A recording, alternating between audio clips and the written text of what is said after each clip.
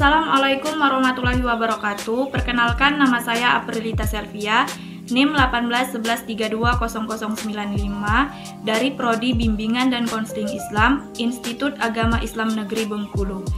Baiklah, di sini saya akan mempresentasikan makalah saya yang berjudul Pengertian dan Dasar-Dasar Perawatan Rohani Islam. Baiklah, langsung saja yang pertama yaitu pengertian dari perawatan rohani Islam. Nah, perawatan rohani Islam adalah pelayanan bantuan yang diberikan perawat rohani Islam kepada pasien atau orang yang membutuhkan yang sedang mengalami masalah dalam hidup keberagamaannya, ingin mengembangkan dimensi dan potensi keberagamaannya seoptimal mungkin, baik secara individu maupun kelompok, agar menjadi manusia yang mandiri dan dewasa dalam beragama, dalam bimbingan akidah, ibadah, akhlak, dan muamalah, melalui berbagai jenis layanan dan kegiatan pendukung berdasarkan keimanan dan ketakwaan yang terdapat dalam Al-Quran dan Hadis. Baiklah, yang selanjutnya yaitu dasar-dasar perawatan rohani Islam. Seseorang yang sakit tentunya membutuhkan pengobatan langsung untuk menyembuhkan penyakitnya. Misalnya, berobat ke bidan, dokter, bahkan ke rumah sakit langsung untuk mendapatkan pertolongan segera atau intensif. Akan tetapi, mereka juga membutuhkan kesembuhan dari rohaninya maupun psikisnya. Karena kedua aspek tersebut sangat mempengaruhi kesehatan fisik dari individu tersebut. Pelayanan spiritual di sini adalah sangat identik dengan pelayanan bimbingan rohani yang diberikan kepada pasien, yang menjadi penting karena pasien akan dapat dibantu dengan adanya perhatian, dukungan, bimbingan, penyembuhan luka batin, dan doa. Yang selanjutnya yaitu peran perawat rohani Islam. Nah, yang pertama yaitu pemberi asuhan keperawatan spiritual.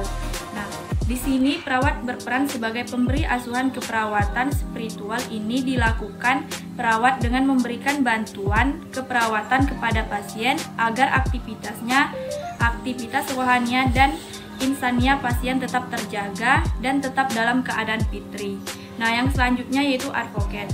Nah, di sini perawat berperan dilakukan perawat dalam membantu klien dan keluarga dalam menginterpretasikan berbagai informasi dari berbagai pelayanan atau informasi lain, khususnya dalam pengambilan persetujuan atau tindakan keperawatan yang diberikan kepada pasien.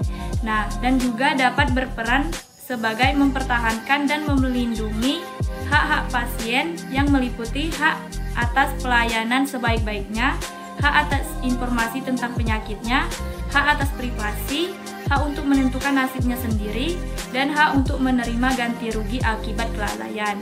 Nah, yang selanjutnya yaitu berperan sebagai edukator. Nah, di sini dilakukan dengan membantu klien dalam meningkatkan tingkat pengetahuan, kesehatan, gejala penyakit dalam tindakan yang diberikan, sehingga terjadi perubahan perilaku dari klien setelah dilakukan pendidikan kesehatan. Nah, yang selanjutnya di sini berperan sebagai konselor. Nah, perawat di sini mencarikan alternatif yang dapat membantu pasien dalam upaya mengatasi permasalahan yang dihadapi oleh pasien ini tadi. Nah, yang selanjutnya yaitu pembimbing rohani dalam aspek ibadah. Nah, di sini perawat membantu pasien dalam mengatasi permasalahan yang berhubungan dengan mengenai tata cara ibadah ketika sakit, seperti membimbing wudhu, tayamum, sholat, dan ibadah lainnya. Tugas dan fungsi perawat rohani Islam.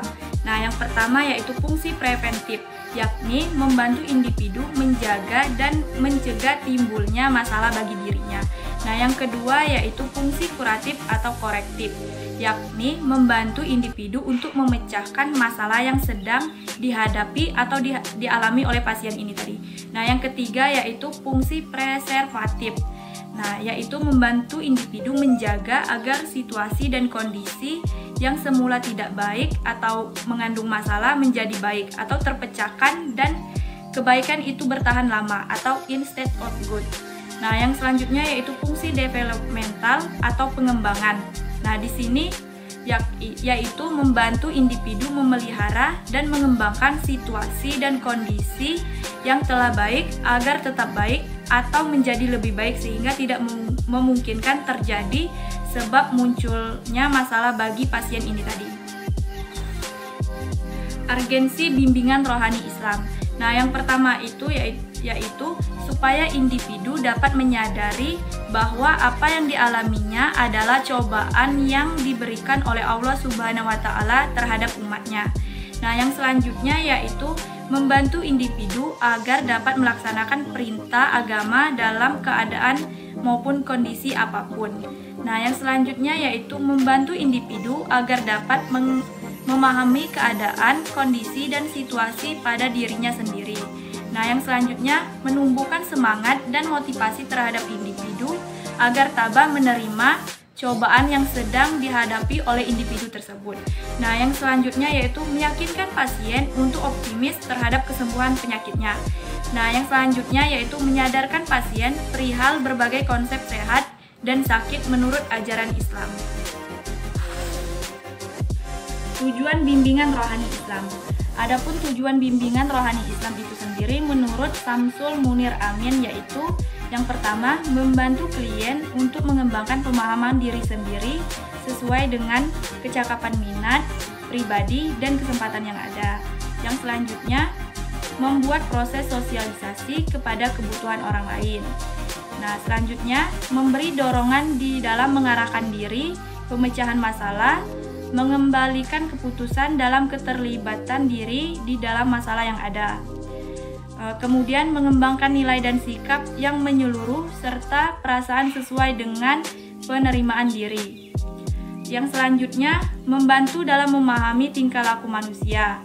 Nah, yang selanjutnya membantu klien untuk hidup di dalam kehidupan yang seimbang dalam berbagai aspek seperti fisik, mental, dan sosial.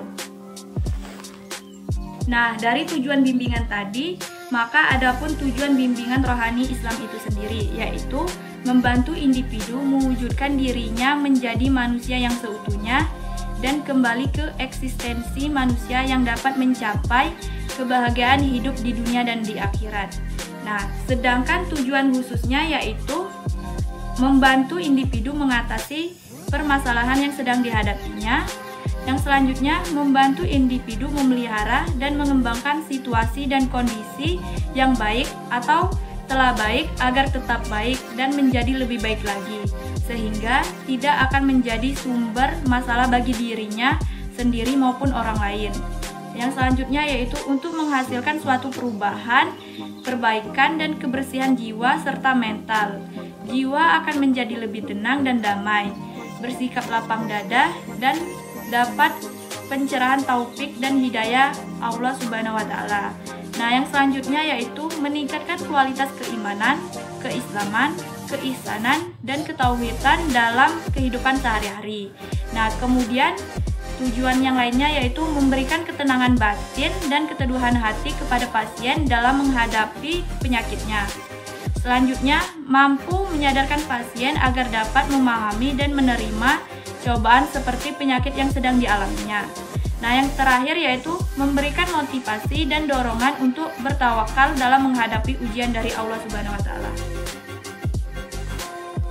Baiklah, itulah tadi presentasi dari saya. Lebih dan kurang saya mohon maaf. Semoga video ini dapat bermanfaat untuk kita semua. Saya akhiri. Wassalamualaikum warahmatullahi wabarakatuh.